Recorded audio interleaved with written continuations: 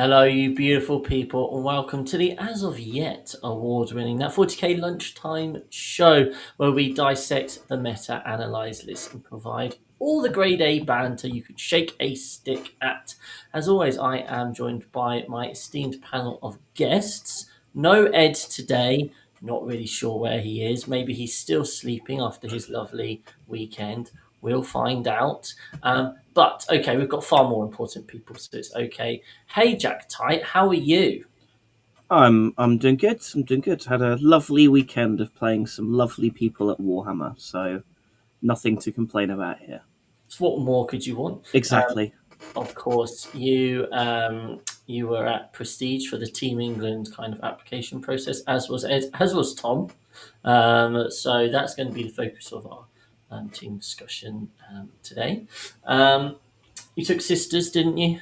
I did indeed. Took What else do I play at the So minute? last time your prediction was that you were going to be the one playing all the Victrix Guard. How many times did you play into Victrix? Well, I made the mistake of playing a game on stream versus Victrix Guard, and then everyone who was playing Victrix Guard at the event saw me play Victrix Guard and win, so no one paired Victrix Guard into me at the weekend. Rookie error. Okay. Well, we'll get to finding out a bit more detail about that soon enough. But I'm also joined by internet celebrity Tom Lohman. How Hello. are you? Hi, I'm really good actually because we've been given a day off for Christmas shopping. Ah, yes. I hope you're doing lots of it, Tom. Oh well. You strike me as the kind of guy that likes to get your presents early, all Yes. wrapped, Yes. like, just fully ahead of. I often wrap presents on Christmas Day. Yeah. That's the sort of, and that won't shock you. Mm.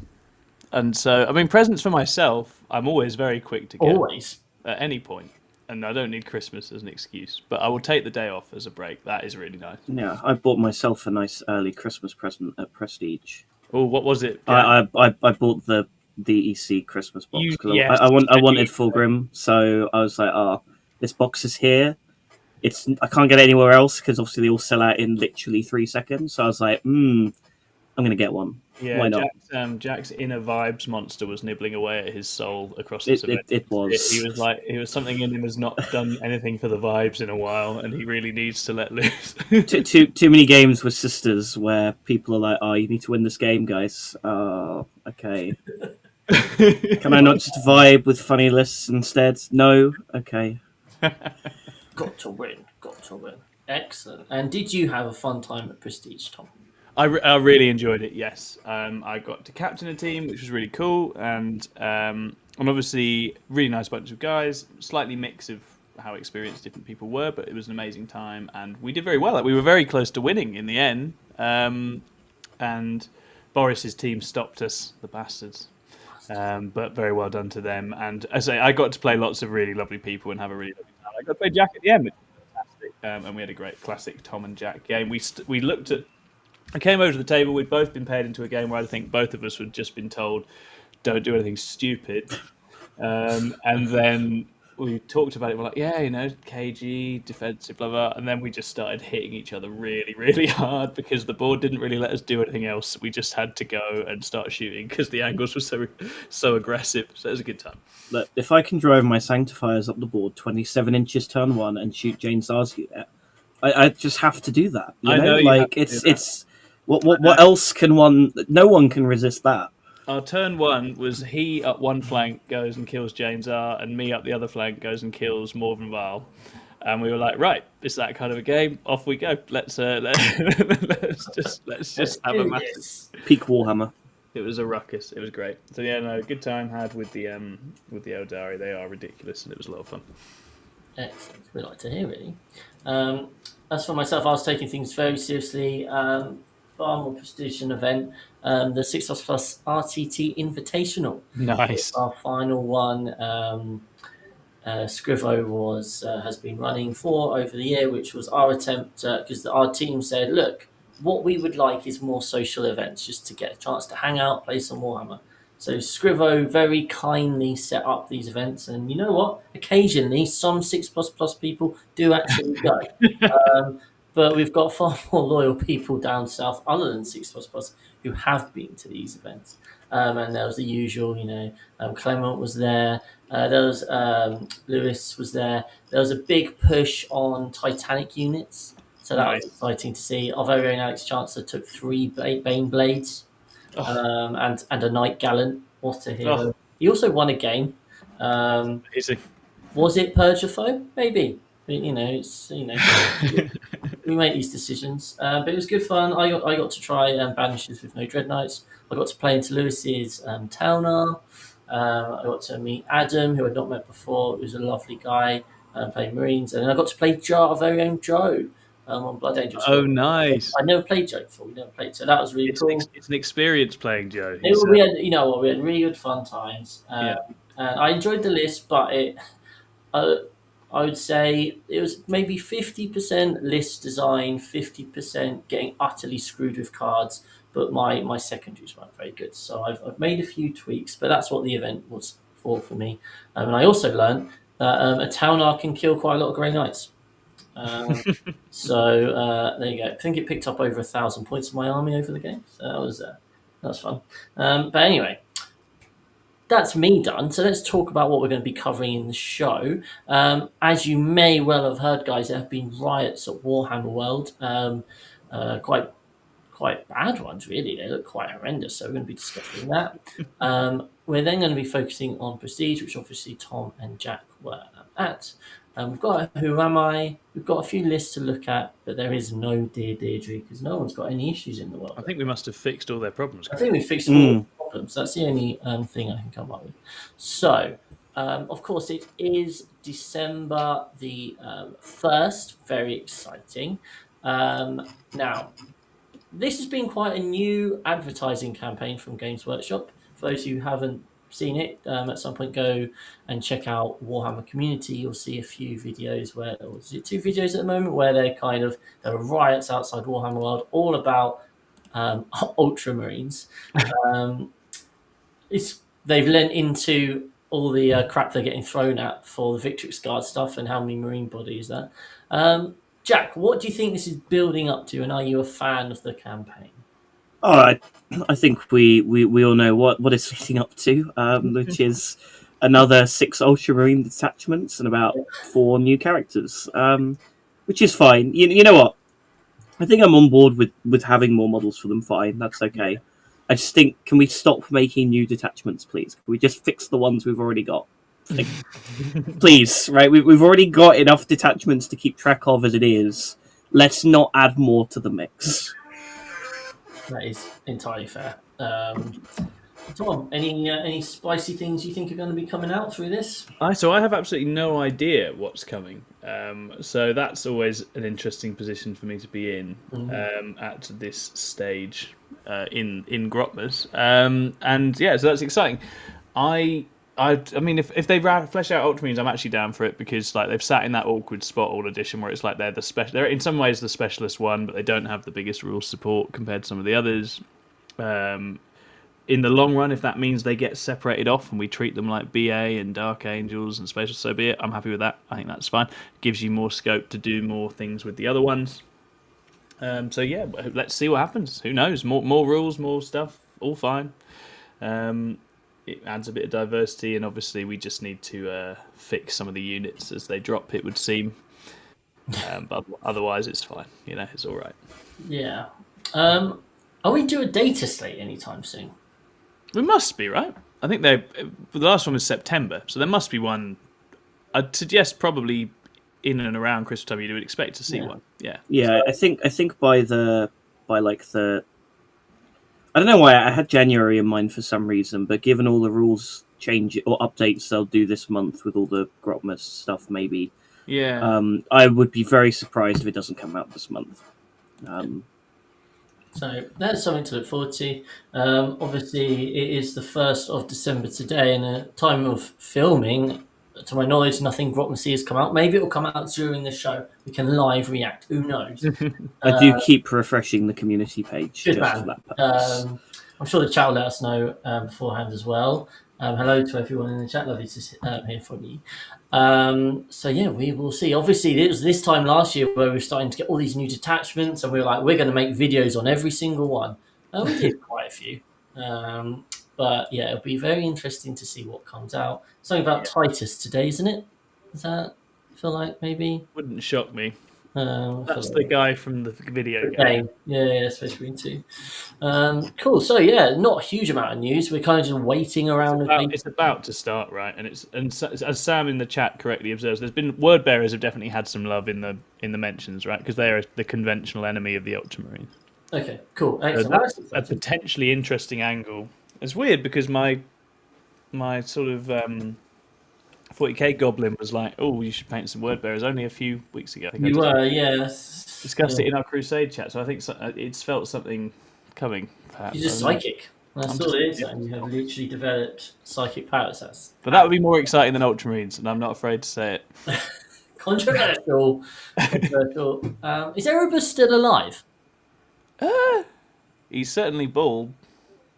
Good. Yeah, I'm Excellent. pretty sure he is. I don't think I remember seeing that he's been killed off anywhere. They didn't explode him. I'll look it up. The last thing I read was Khan was about to kill him, and then he just teleported away. That was where I was last. But yeah, Sound about right. so yeah, let us know in the chat if you have better law knowledge than us, guys. Jack's probably someone's probably typing on now. Right, anyway, that's the boring news out of the way. Next Monday, He's we'll be alive. like, He here's is all the alive. news. He's definitely alive, Chris. He's definitely alive. Okay, well, maybe we need quite a an good narrative. Erebus model. That'd be exciting, wouldn't it? But anyway, so today we're going to be talking about Prestige event that just went on. For those of you who don't know, this is basically where a bunch of people who want to play for Team England went along to Prestige, along with some other team country type people, and you all duked it out in 8-man teams, right? That's correct. So proper 8-man WTC style. And it was 8 teams, WTC terrain, all the good stuff, just to put people through their paces and kind of separate the wheat from the chaff, really. I am curious, what sort of preparation goes down for this level of event? You know, it's obviously not WTC, it's not anything like an ITT. Like, how did your team prepare for this event in terms of choosing the factions, and what were the key factions you were looking to take and also looking to deal with, Jack? I think I think the best thing to explain to sort of start is that I think while obviously everyone here was involved in the application process, I think there's just a lot of people who went that were looking to sort of learn what it's all about, looking to maybe get some practice, some experience. So I think coming in, that there was a wild variance in maybe levels of prep work from different people who were maybe unfamiliar with the level of work required for this sort of event. You know, I myself, I would say actually, I've been pretty lazy with this event. I decided several weeks ago that I was going to play Sisters. My list hasn't at all changed since I decided that, even though it's a completely different terrain format than UKTC.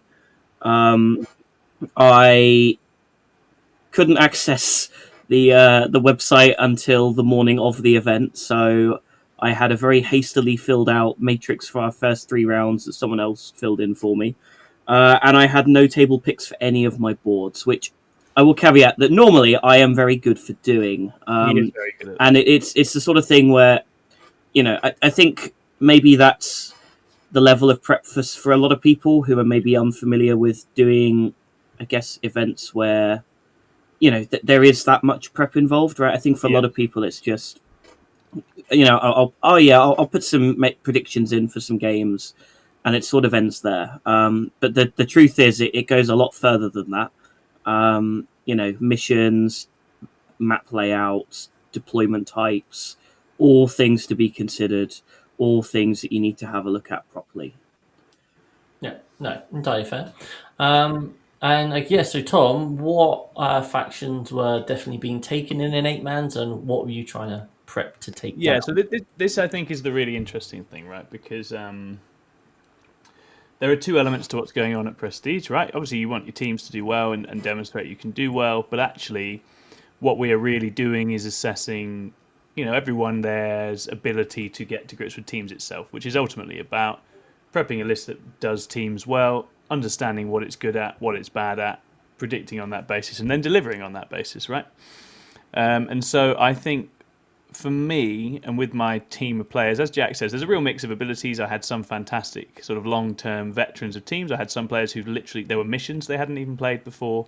Like there's a big difference in capability, right? But what there was is lots of enthusiasm. But what I said very much to them was that from my standpoint, I was more interested in them taking armies they understood well, so they could understand. I don't mind if things are bad as long as they understand it's bad and they can tell me it's bad, right? Likewise, things are good. Like that's the job. That's what it's actually about. I didn't want to put people on things last minute just for them to then be put into games they're supposed to win because the Matrix says or we say they should, and then they don't win it. It's no good, right? So you look at the graveyard of EC players piled up at Ed's door.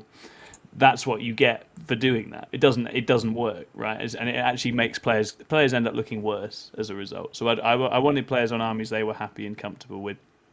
Alex Fowler saw Victrix Guard and was like, "I'm having it," and I wasn't going to stop him. But he's got the experience to know how to jump on and pick something like that up and get stuck in, right? So I think that's a different case. As far as the meta, the things I was fully expecting to see that would be problems, especially for our comp, were Emperor's Children and Demons, right? I think those are both... They don't see them as much in singles, but you get to 8 and suddenly their value jumps right up. And we did see both those, but the interesting bit was that the Demons were all Zinch at this event. They've all switched to the Scintillating Legion detachment. That's the weird... You have a dice. No, you have a reroll. That's exactly correct, Chris. And that was absolutely wailing on people all weekend, which is a bit of a shock. Yeah. So that army is so savage. It doesn't look it, but it's a lot more brutal than people expect. It's really violent, and it's a lot on these boards. Like if it gets the right boards where the chickens can just keep relocating and picking you off all game. And then, I mean, me and Jack both, right? What are we going to do? We're going to send some people with melters to try and kill them, and they're just re-rolling all their 4-ups. So it's like what? So it's a very peaky game to try and deal with that with good and with like low volume anti-tank. So it's interesting. I think that was probably Victrix. Obviously, I think we all saw coming, so no one gets any points for that. But Scintillating Legion was interesting, genuinely really interesting at this event, and it did very well. So and then Emperor's Children were obviously still just doing the thing and murdering everyone as well. Excellent, lovely. Right, well, let's dive down then. Let's see if it's going to give me army placings. Ooh. Team placings. So in first place we had Team Boris. We'll just so Team Boris, then Team Portugal B. That's my team. That's your team. Excellent. We had Gustavo from Team Portugal on the team, so we named it after him. Who beat Harley, right? He did spot. Oh, he did beat Harley pretty soundly, yeah. Oh, it's a shame, Harley. And he gave him a little cuddle at the end and said, "And what did we learn?" It's very funny. And Harley was like, "Nothing, mate." Yeah. Only to his credit, got a 10 against Boris and a 10 against Brian Syatt this weekend. He played very well. Yeah, no, that's, entirely fair. But any opportunity to have a jab. Got to take it. So, third place, Team Ireland-ish. Fourth place, England Renegades. Fifth place, Prestige Worldwide. Sixth place, Kinnair's Killers. That's you, Jack, is that right? It is, yes. Team seventh, Team Scotland Owl, and I can't imagine he's too happy about this. He is not, Chris. He is not happy with that. Just a hunch. I feel like Nassim coming last at this sort of event may have rankled him slightly. Yes, he was not impressed. You don't get many opportunities to poke fun at Nassim for losing. Because he doesn't do it very often. Yeah. But my God, have I enjoyed watching him this weekend.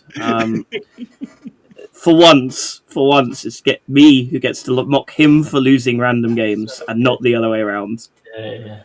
I mean, he was on Death Guard this weekend, which was interesting. Yeah. He well on it. That's very nice. Right. Okay. So if we look at player placings now, for everyone else, we always take player placings in teams with a pinch of salt because obviously the goal is some lists are designed to go and beat people up and avoid their bad matchups. Some people are there just to try and duke out a draw. But what it does mean is we can kind of look at the relative strengths of certain armies. So Sam Nash.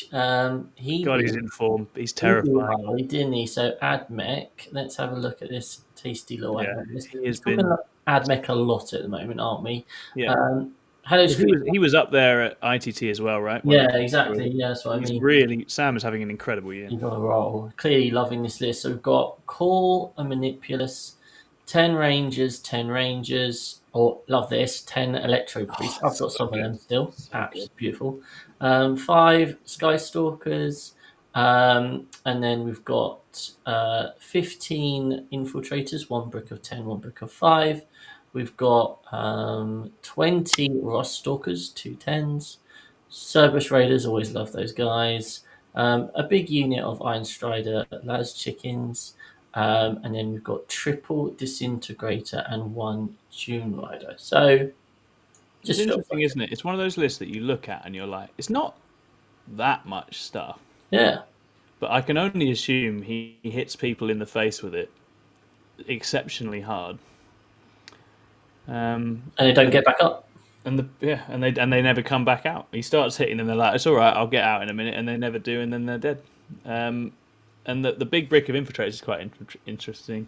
The priests are amazing in Halo Screen, always have been. Harley was using those, like a year ago? What's really interesting is Harley's asked if he can borrow 10 Corpuscari and a Disintegrator from me next How week. interesting. I can't possibly imagine what list he's playing at Leicester next It's weekend. very hard to fathom what he's going to do. That is, He's an inscrutable boy. it's a tough one. Okay, excellent. So well done, Sam.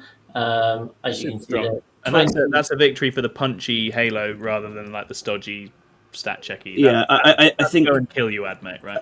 I think for people who don't know, that the thing we're going on about with the priests is that the unit effectively has crit 5, sustain 2 lethal hits, plus 1 AP, 4 rerolls to hit on 30 shots, which it then also does again in combat.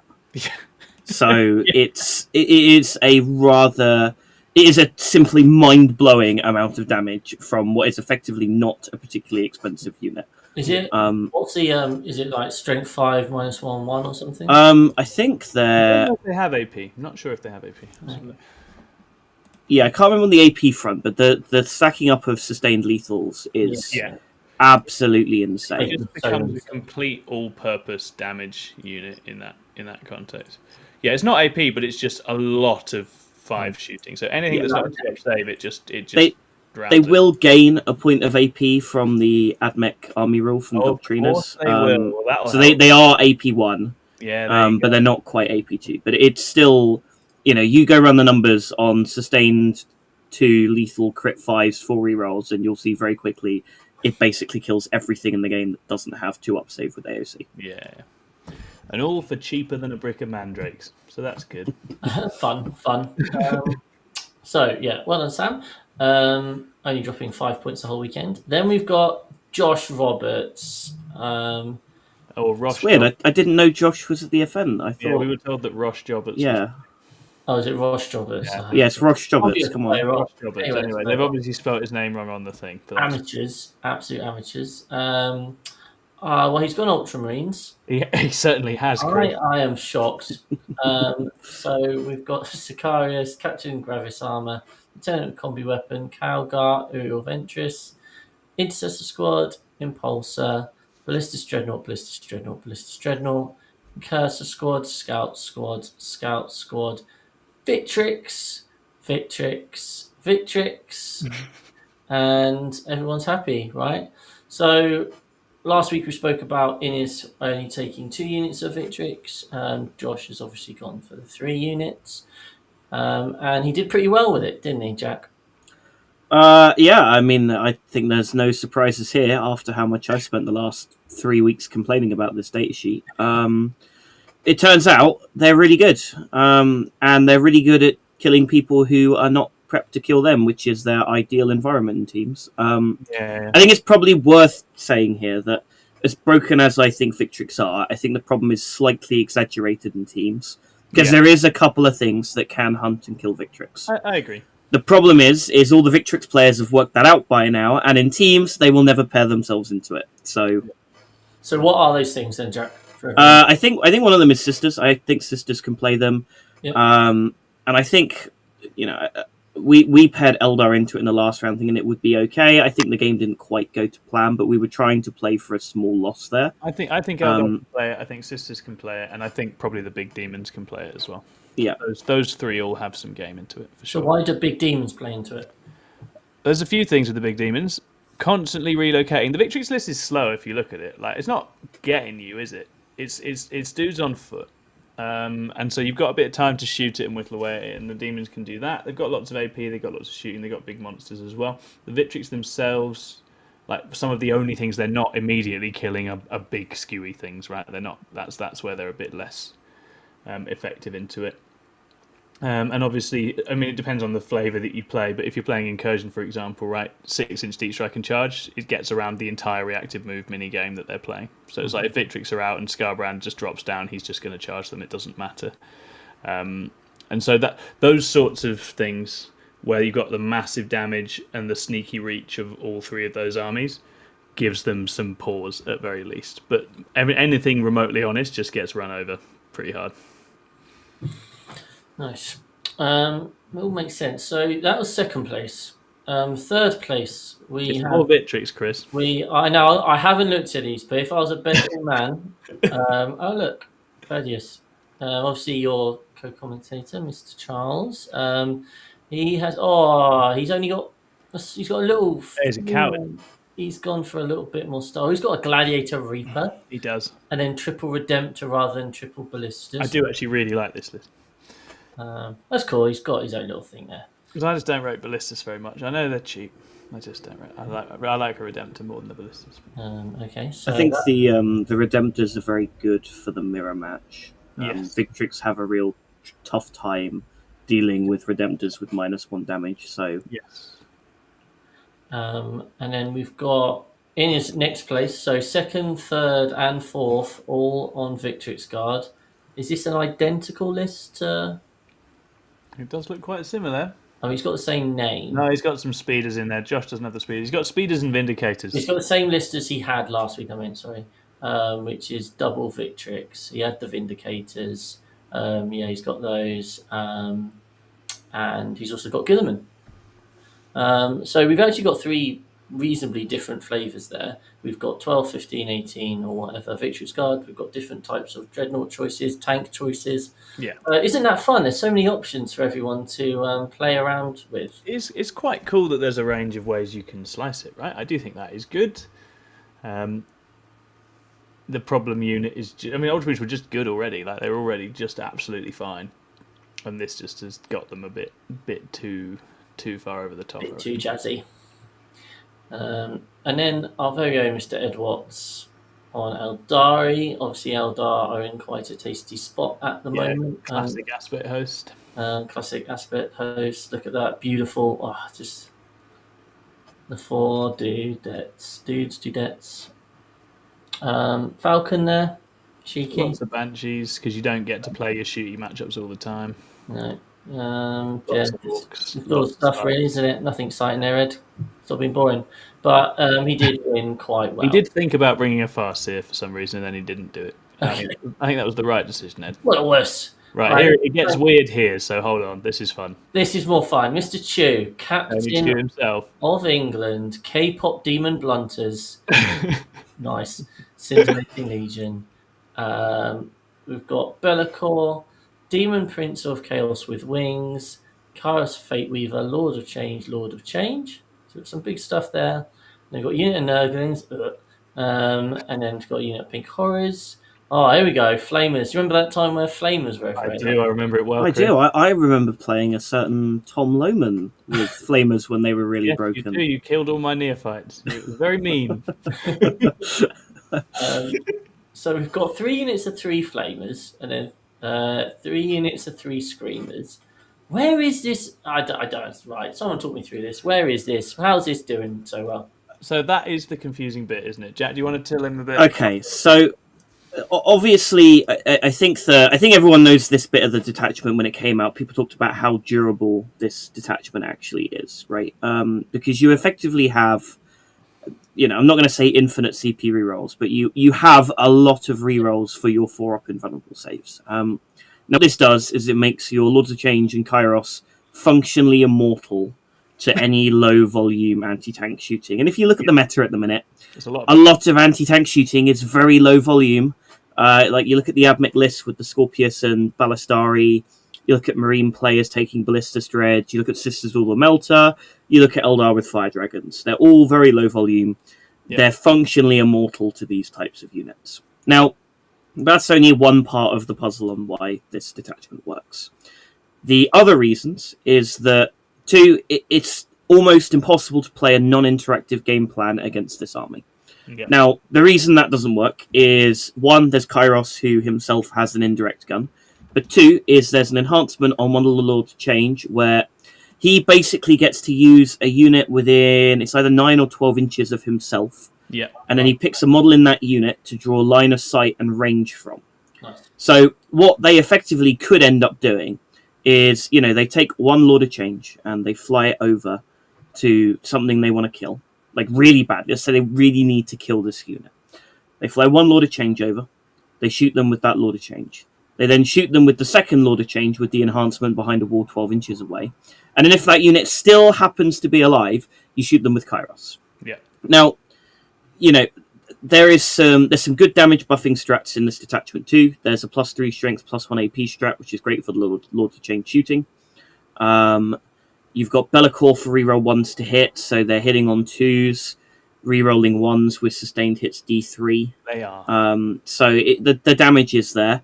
And then the third thing is that it's actually really, really good into melee armies. So you've got two strats that help there. The first one is they can just shoot into combat for a CP. So, Berserker's blood surge into you, yeah, not a problem. You just shoot the unit that they blood surge. And anyway. the big chickens' weapons also aren't blast, so they're still shooting you if you surge into them anyway, so they don't give a shit about those armies at all. Yeah, and the second reason is you can't actually tag this army and bog it down in combat, because they can spend 1 CP and one of their flux tokens to uppy downy 2 units, even if they're in combat. So it covers a pretty good chunk of the meta at the minute. Yeah. It's just good into all of it. We didn't have an answer to it really going in. We had a few things that would go and have a go. I think it is I don't feel like it's a broken army per se. It's very strong and it's very good on WTC terrain. I think there is an element of people need to play against it and figure it out and learn what it doesn't like and everything else. It's quite light on mission and scoring outside of the birds themselves. We saw several different lists. Chris Kinnair had another additional Lord of Change for real skew. That was very meaty. Tony's obviously got a bit more MSU. And then Sam from Team Scotland had less chickens and more scoring, which was made him a little bit lighter. So there's Kinnair's list. This Demon Prince with the Neverblade is quite fun. Gives you a little melee blender unit as well. But that is chonk. That is a chonky list. I'm sorry, it's good. And the Lords of Change are a really weird unit because you read the profile and you're like, and then you get shot by it and you're like, and it feels very different. It's very, very dangerous. Nice. Do you think it translates into UKTC? Good question. What do you reckon, Jack? I had pondered this thought. I'm not sure I've got a very clear answer yet, but I can't see any reason it wouldn't work that well. Maybe there's the issue that, for the Lord of Change to use the Puppeteer enhancement into the really defensive big elves, you actually have to play them quite aggressively. And don't be wrong, there are matchups they can do that in, but I think it opens... I think it makes the bad matchups a bit more obvious than they are on WTC, where they can abuse all of their tricks a lot better. I think they quite like the sort of natural swirl of engagements that WTC gives you, because they can go around the board using that without actually really committing the things that are doing the damage, right? And I think it's a bit harder, as Jack says, on UKTC, where if you're going to get into seeing things, you actually have to push a bit further and a bit harder. With your chap, and the opponent probably has more ways to block stuff getting in there as well, to be honest. Might be a bit harder for it to dig things out. So whether it gets ahead of Incursion on those boards, I'm less sure. I'm sure we'll find out next We're week gonna when find out, Chris takes it to Leicester. So Demon players are definitely going to want an opportunity to try something different. So this is Yeah. it. And I think that's probably actually one of my favourite parts of teams is when you kind of people rock up to a teams event and there's just something which we weren't expecting. I remember a few ITTs ago, before the book came out, it was Death Guard. All of a sudden there was just like Death Guard tanks everywhere, and it was like I remember as a team we were like, well, none of us want to play that. And it sounds like this time in this sort of event, it's been like, I mean, maybe it's different for you guys, but Tzeentch Demons weren't on my radar as anything that's been discussed recently in the meta. So I think it's quite nice It's that been lurking in England testing for a little while. Ed, to be fair, our very own Ed tried it in the summer when he was looking for Thousand Suns answers, and in the end he decided it wasn't the one. But it's reappeared. yeah, right. So moving down, we've got Casavo and Sisters, best Sisters player at the event. Nice. yep. Alex on more Victrix Guard, Mr. Tom Lohman there. Identical list to Ed's because we chatted about it before, so there's no difference between them at all. Votan, Greg. Greg's list is worth a look actually because that's quite interesting. Is he on half band still? It is Hearthban, but it's literally just all dudes on foot, the entire thing. It's just a massive dwarf horde. You've got the one tiny carrier for the Jaegers, and then it's just infantry and a handful of bikers, and that is it. There's no forts, there's no tanks, nothing. It's just so much. 25 half guards. 25 Hearthguard, yeah. Some bikes. And actually, in teams, I think it's a really good list where it's a horde that deletes other hordes, which is quite fun.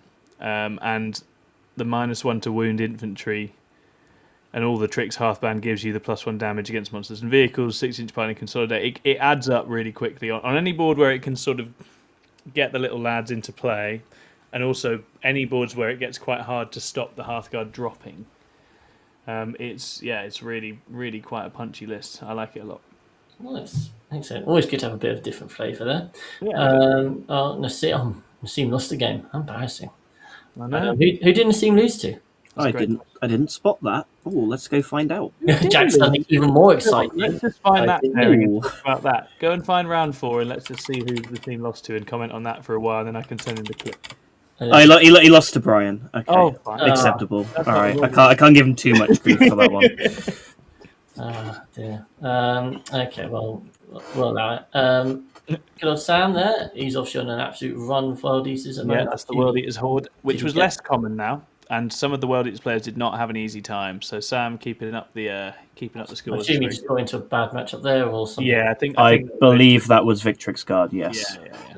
Well, he's And that is the issue. The issue a few of those armies are having, those late pairing lurkers, are that now Victrix are down there. It feels very different to be one of the armies down there, right? You're sort of normally you're like, oh, what sort of nonsense am I going to get that's been passed down for me to eat? And it's like, well, it might just be Victrix actually, and then you'll die. Sorry. We'll be on town. Chris, I think, taking Yeah, Chikari. that Spectacle of Spite for Chris, and he had a very strong weekend on it. Excellent, good stuff. So we got. So I was about to say we haven't seen as much EC, but we get to hear and kind of with one loss, and then the rest are good scores. Aren't I think they are having a similar issue, that the Victrix down the end does change the job they've been doing.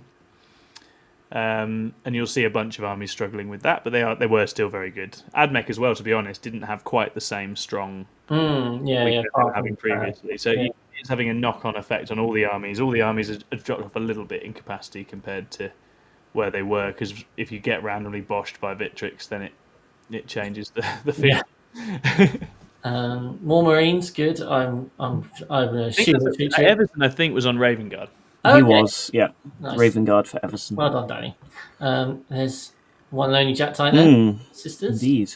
happy with your performance over the weekend? I don't think I played my game 3 terribly well, but there was a bunch of stuff in that also felt outside of my control. Game 2 was I got paired into a purple flip, which, for those not in the know, is I'm either going to get 0 to 4 points or I'm going to get a 16 plus, which depends on if I lose the deployment roll off and going second into Admech, and I lost both. So that was always going to go in that direction, I think. Yeah. Sure, fair enough. Just Scrolling down.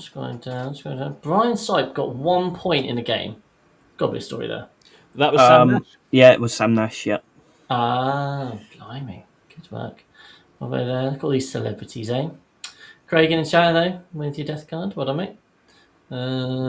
Good. And there we are. There's Gustav, top Grey Knight player. Let's have a look. Holding out for you again, Chris. I can only assume it's Banishers. It is not. No, it wasn't. Shame. He's got a Tech Marine in there. That's exciting. 2 Dread Knights, 1 Strike Squad, Razorback, Interceptor, Purifier. Is it 10-5-5? Yep. Oh, he's got Storm Raven. Gustav's gone to the. He admitted afterwards that if he knew that the terrain wouldn't perfectly match WTC terrain, which it didn't, he would not take the Storm Raven again. But he had some issues with line of sight, I think, with some of the buildings. I see. Yeah, no Banishers there, I'm going to assume. Sad times. Okay, right. Well, that's our look at Prestige. Sounds like a great changing landscape. I think that's the exciting thing. It was some different stuff, new Victrix, new demons. Some of the old guard having to adapt a bit to that. I think it's all quite interesting. And then obviously a slate is, depending on how they do the slate, it's either going to make things way worse or even more interesting. And I'm excited to find out which one of those we get. It's the dream. It's what we like, just to be on the absolute knife edge the whole time. Anyway, enough of the serious stuff. It's time to play Who Am I?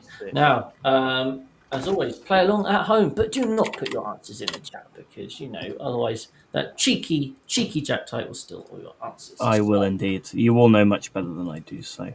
Absolutely. Ed's not here after his ridiculously jammy guess last week. It's a shame because I was really just screw him over this week. Did you guess it at the start last week? He did, because Chris made the mistake of talking to Ed about said character the day before or something. What was it? Like the week before? The day before, I'd said, we should probably do a Grey Knight unit tier list soon. He was like, yeah. And then I wasn't even thinking about Grey Knights in general that morning. And then I was just like... Don't lie, Chris. I was like, yeah, that's just me wake up in the morning. Grey Knights. And I was just like, let's do Drago.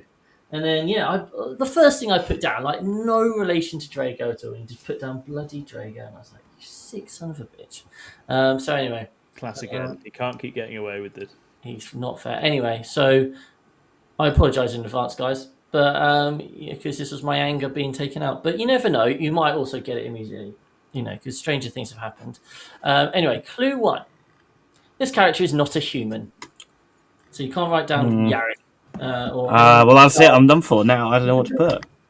Interesting. That's not something they've said, is it? That's just a factoid. Yes, this is a fact. There's quote marks around the quotes, Tom. Don't worry. Okay. Does Space Marine count as human, Chris? Does a Space Marine count That's as... a very interesting question. I will tell you that I would count a Space Marine as a human. Okay. It's important, Chris, to have this stuff clarified. I fully agree. With such high stakes. Why I'm answering the question. This character is not a human. Okay. Done. You're right, Swiftly. At the moment, you're right. It is Gaz. It could be Gaz. Cool. Right. Number 2. Here is a quote. It's got quote marks around it, so you can tell, Tom. Power is not given, it is taken. Power is not given, it is taken. Okay. Okay. This guy should coach. Number 3. The salamanders play a big role in this character's initial success. What the hell?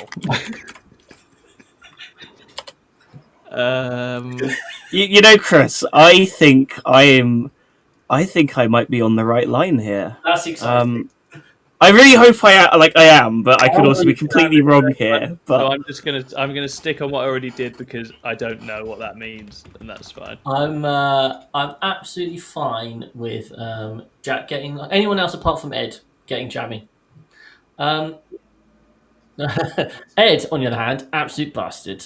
Ed has just arrived. He's in the chat. He's in the chat. Let's suddenly whiz over to Ed, the jammy git that he is. Oh, du, du, du, du, du. I love the Look Yeah. at that. He materialised. Evening, Edward. Evening. Apologies, I seem to have accidentally slept for many hours. I went to sleep at 8 p.m. yesterday. 8 p.m. yesterday, and I woke back up at almost 1 p.m. today. So that's fun. Hello. Hello. Hi, Edward. We're just finishing the Who Am I Just game. finishing Who Am I? Oh, I'll just sit jammy 1 second. Yeah, you just do your jammy little stuff. So number 3 was the salamanders play a big role in his character's initial success. Number 4, death is my meat, terror my wine. Okay, now I'm less convinced I might have been on the right track. Now I think I'm in completely the wrong area. But I'm going to stick with the same answer, so if I just lose, that's it. Yeah, I'm going to be sticking on mine as well. And It's too late now. This character was assassinated, but is Yep. still alive. Nope, I am completely wrong, but I will stick with my answer nonetheless. Wait, they're assassinated, but what? But is still alive. Right, I think I've nailed this. But I might be wrong. And well done, Swissley. You are absolutely right. It is Gaz. Nailed it. Gas. So, The spelling on those quotes is not Gaz. Wah! I've been reading or audio booking the Orc books, Brutal Cunning and the Big Killer or something. I can't remember what's called now. Very, very good. This This does actually pretty much describe Lee Churchwood, by the way. Because he had salamanders as his first army. Poor guy. Anyway, so after round 1, Tom, who would you put? I had Asdrubal Vecht, Chris. Okay. And Jack, who did you put? I put Trazyn, and I stuck with Trazyn for the entire way. So it was in the entire Yeah, way. it's definitely wrong, but we're committing to the bit. Okay. I didn't shift from Vecht, Chris. So you also didn't shift. Yeah, you can just tell us who's right or wrong, or if we're wrong. Okay. Well, the correct answer is Vecht. Yes. It was indeed Vecht. Yes. Well done, Tom. Just picked a non-human character and went. I was like, who's a non-human that we've not done? Dark Eldar, Jakari, I like him. He's cool. And then, but the Salamanders thing, what's that about? I have no idea about. Yeah, so basically, the Salamanders came down because one of someone had stolen one of their ships, but had a tracking beacon in it. So the Salamanders came down on force, and there was just a big fight, big punch up. And basically, after all said and done, everyone was impressed how Vecht had dealt with the situation. Oh, interesting. So he used that as his opportunity to jump straight to the top. There you go. I knew he'd been killed, but not killed. Doesn't he? He assassinates a load of people at his own funeral or something. Yeah. So he's assassinated in his own funeral. He's He pops up out of the casket and goes, "Suckers!" Yeah, he's like, just takes out all of the people, and then he goes, "Well, actually, you're all right. I'll bring you back to life." Because I knew nothing about Jakari lore really. It's pretty good, actually. The third, the Orc book I've just nearly finished is set is where the Orcs go off to Comora. Yeah. And it's half Orc, half Jakari, and actually I've learned an awful lot of Jakari stuff, and it's actually been like quite interesting. I think their lore is really compelling. Yeah. Vecht is a really cool character as well. He's big old mafioso, really, isn't he, in a way, and he's a lot of fun. Yeah. But that is pure luck. I apologise. So Tom's pulled off the Ed because Ed wasn't here to do it. So Yeah, but Tom pulled off an Ed with this character is not human. Like, just saying, that's more impressive than mine. I mean, I got lucky. Yeah. One day, I'm going to start plummeting the depths of characters even I've not heard of. If Chris just made the questions harder, we wouldn't be able to do it. You know what? I can do that. The questions were really good because I almost on the Salamanders one I was like, oh, it's some CSM guy, I better change. But I was like, I'm just gonna hold. And just I was really torn between starting with the quote or starting with this person's not. I think this guy's not human is obviously the hardest, hint you'll ever write ever. So I think that's fine. Yeah. It did get me thinking of like who represents like very inhuman, like nasty values as well. The not human kind of sent me that way in the thinking. And Drakari very much are that. Yeah. Anyway, list surgery time, guys. And as always, if you are a member of the channel, and we have about 150 YouTube members, pretty crazy, then there's a section on Discord where you can submit your list, and our panel of experts will discuss them and offer improvements. Sometimes they know what they're talking about, sometimes they're just wigging it. There's no Tyranids this time, Ed, so we can't add in a Turvagon, I'm afraid. Oh, that's a shame. I'm going then. That's the only reason why I turned up. You only rocked up for the Turvagon. Yeah. Have you bought a Turvagon yet, Ed? No, I did just get 2 busts to paint though, so that's going to be my next video. So. You could do Ed. You could do a cracking diorama with a Turvagon if you wanted to. I could actually, but I think the size of a Turvagon I would need for the Terminator bust would be insanity. So, oh no, I could just do a diorama with a Turvagon and Vect. Yes, that's what we need to do. Down we all want.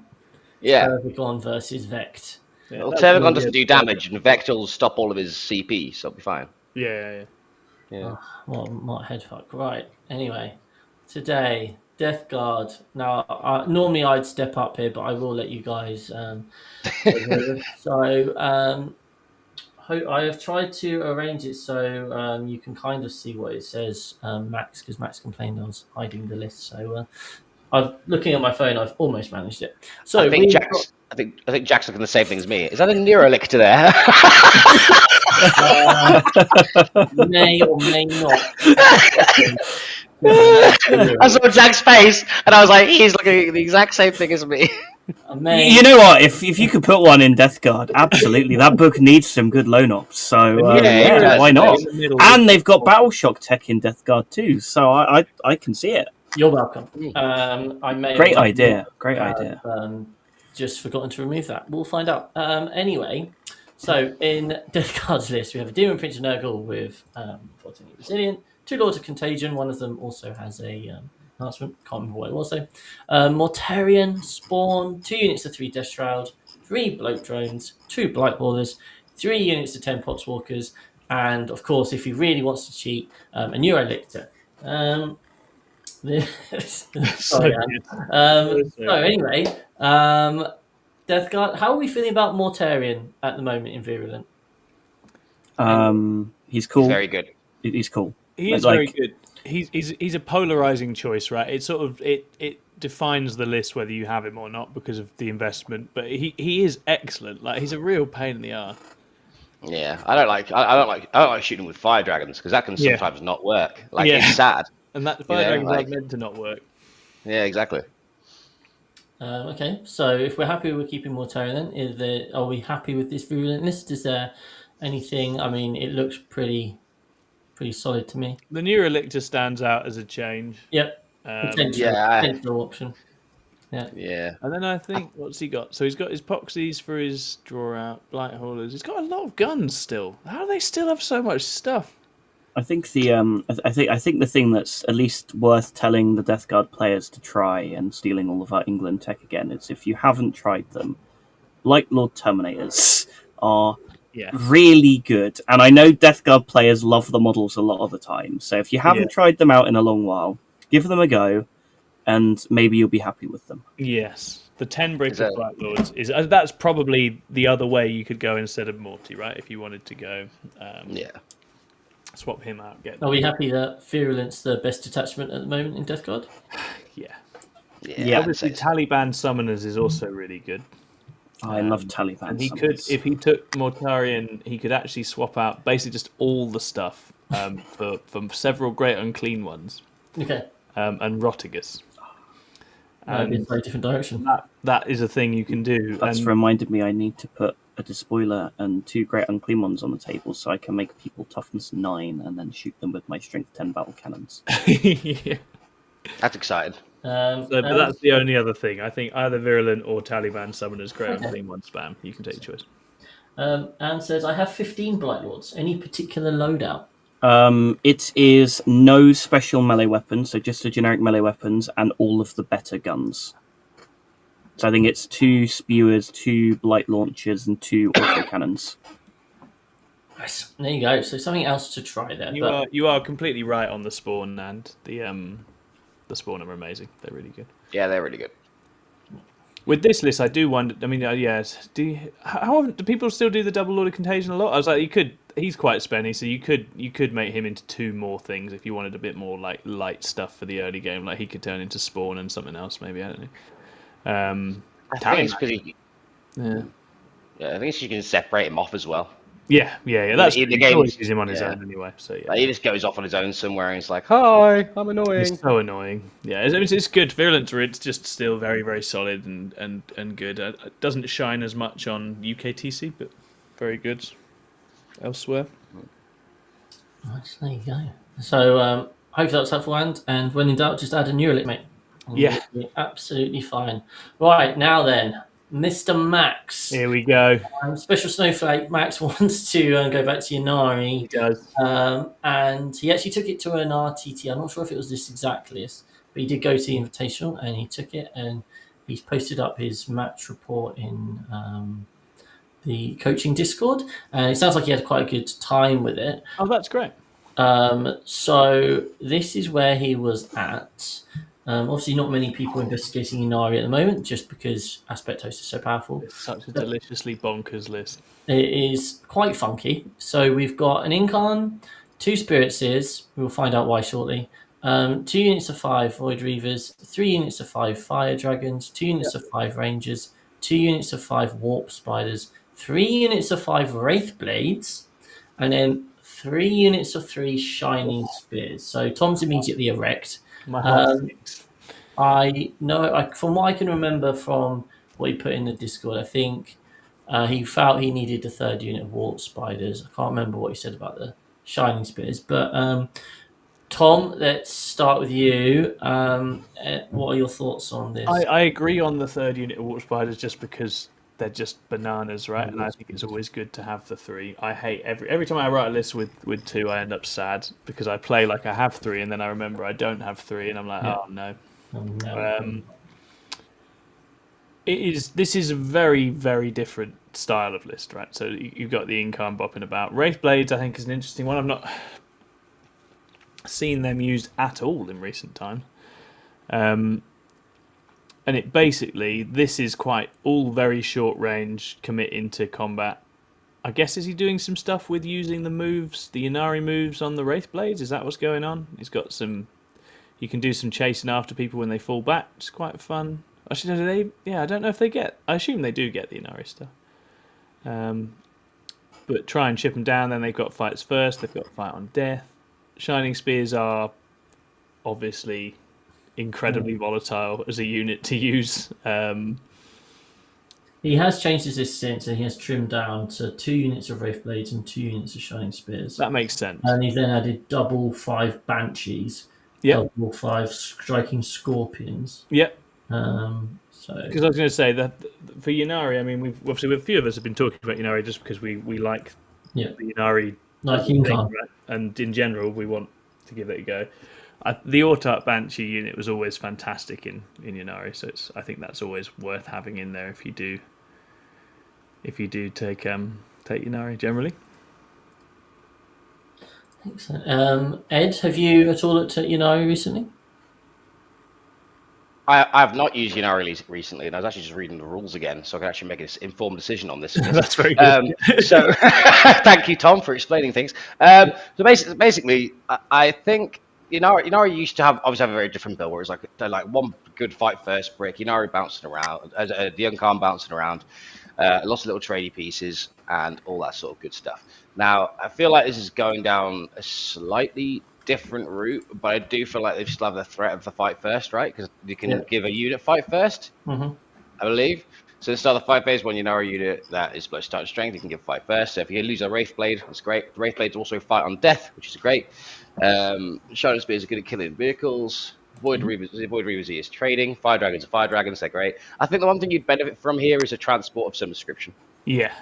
I think that's my first thought as an addition here, because it doesn't matter what Inari detachment you're playing. D6+1 moving Wave Serpent and Disembark is pretty scary.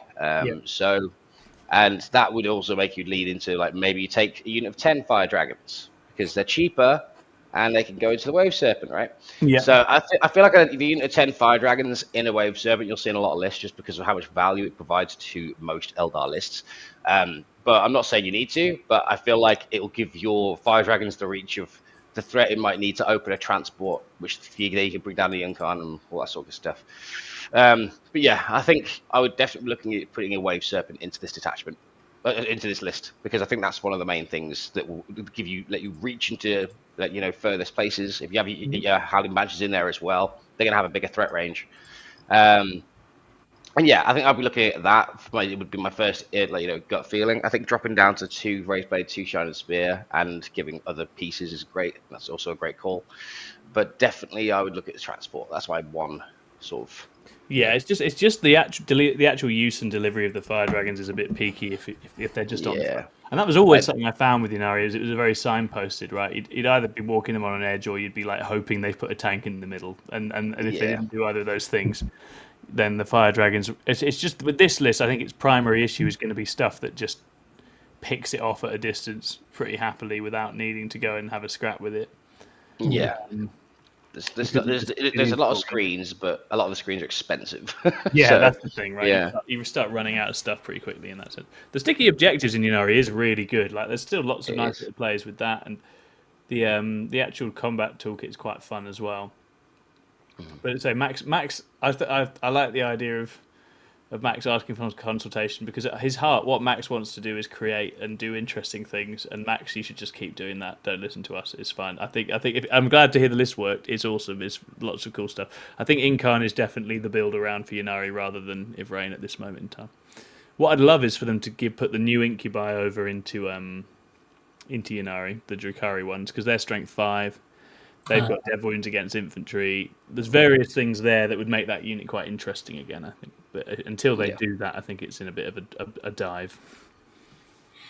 Yeah, excellent. And yeah, I built a Yunari list the other day on the site. Maybe I'll film You this like it? report. Just love Yunari. Just love the Incarn. Yeah. Right. Thankfully, we've got our cohort Cybernetica main here with us. So Jack's going to be able to help out 10 here. So 10 has got an AdMech cohort Cybernetica list, and he wants your help, Jack. So he's got Call, a Data Smith, an Engine Seer, 2 units of 10 Rangers, 5 Sky Stalkers, the Servitor Battleclade, 5 Infiltrators, a Calidus, 5 Rust Stalkers, 2 Las Chickens, 4 Robots, a Dune Crawler, and 3 Disintegrators. What do you think, Jack? I guess there's the obligatory what enhancements question is there. Here we go. Here we go. He wants all the information, doesn't he? Yeah, I do. What's up, bastard? How dare you, Jack? You inconsiderate arsehole. Right. He has, on the Cybernetica Datasmith, he has nothing. And on the Tech Priest Engines here, he has the Necro Mechanic enhancement. Okay, that's the big one. So that's the one I wanted to make sure was in there. So I think as cohort lists go, I think you have all the things that you'd want to have.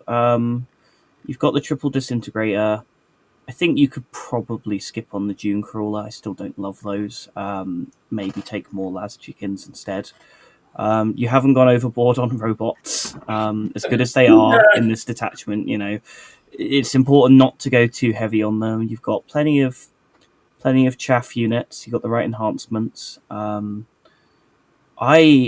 struggling, Chris, really to think about if I was going to run a cohort list, what I would change. Very similar list to this, and it was good. It was very good. Is the Engine Seer the one that slaps an Invan, or he slaps a Feel No Pain on a vehicle, right? Mm-hmm. Yeah. So that's the Dune Crawler is quite good for it, because you just shove him out with a Feel No Pain and say they're quite hardy, aren't they? They're quite tough. Yeah, and then whatever they send to kill that, you kill with the rest of your tanks, and then you get in quite a good spot in the game. But yeah, it's not too shabby, this. Yeah, I distinctly remember, to be honest, even the Scorpius tanks in this detachment are just weirdly annoying to kill, because they are. You have six up Feel No Pain, you have a damage blank, they're still 2 up save. You stick them behind a wall somewhere, they have cover. You can spread the Feel No Pains out a little bit. Yeah. I don't really think there's anything that needs changing. Yeah, no. If Providing value for money. Well, the engines here is so good in here that getting another one in is quite nice if you are able to. But yeah, like I said, if it were me, I would cut the Dune Crawler. I just think Yeah. that base practically doesn't work at all on any boards, and I would probably take another couple of Ballistari, and then depending on where the points end up, just going from there really. But remember that this is a man that plays Rotigus and bought Fulgrim this weekend, so he's not going to mind too much if you do decide to use the big fat base. Yeah, like I said, if you're happy with the list, don't change it. That's small personal preferences. I think you've got the core of the list pretty much spot on, really, and it'll do as good as you can with Cybernetica, I think. Yeah, and it might be that over time more of the shooty mech stuff does become more of the little piddly chuck out stuff. But this is very skewed and brutal. Alright, so there we go, guys. And finally, Mr. Spacebugs wants some advice on his Warhorde Orc list. How many characters? Here we go. It's a lot of stuff. So, we have got 2 beast bosses. We've got a beast boss on Skrigosaur. We've got Gaz. We've got 2 mechs. We've got 2 units of 10 beast snagger boys. We've then got 20 boys. We've got 2 trucks.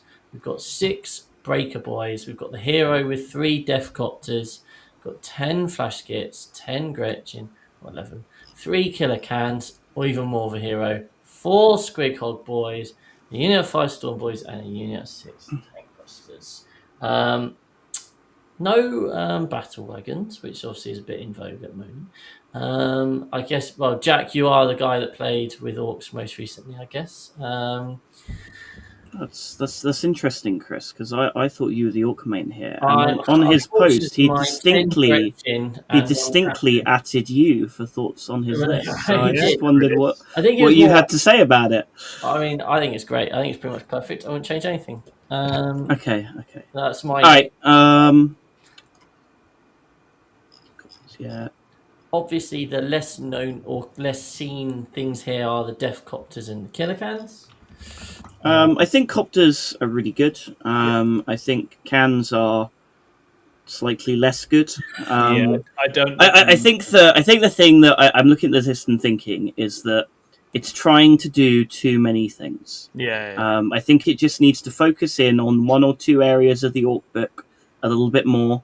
Like, instead of having 6 tank busters and 6 breaker boys, just take 2 units of breaker boys. Having the 1 shooting unit isn't going to do a lot on its own, right? Yeah. Like you want to with Orcs, you want redundancy generally. So you want to be having 2 or 3 times of the same data sheet.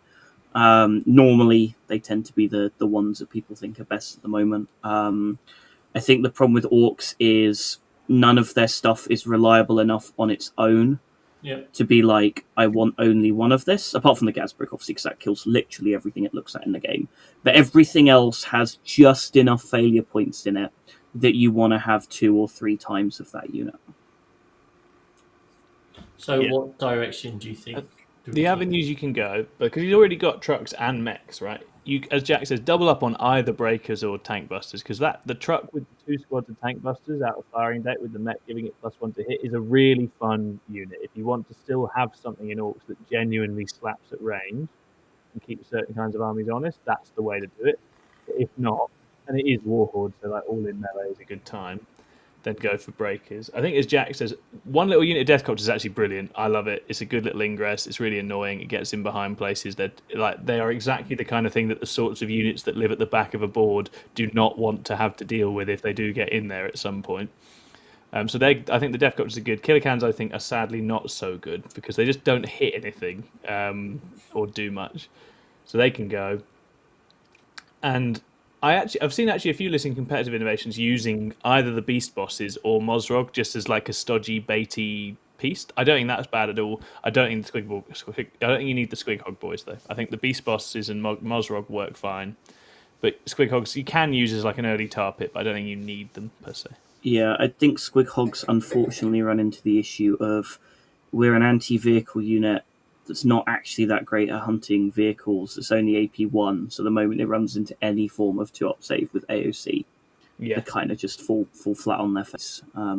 Definitely look at the beast bosses on their own, though. They are surprisingly stodgy for their points. Yes.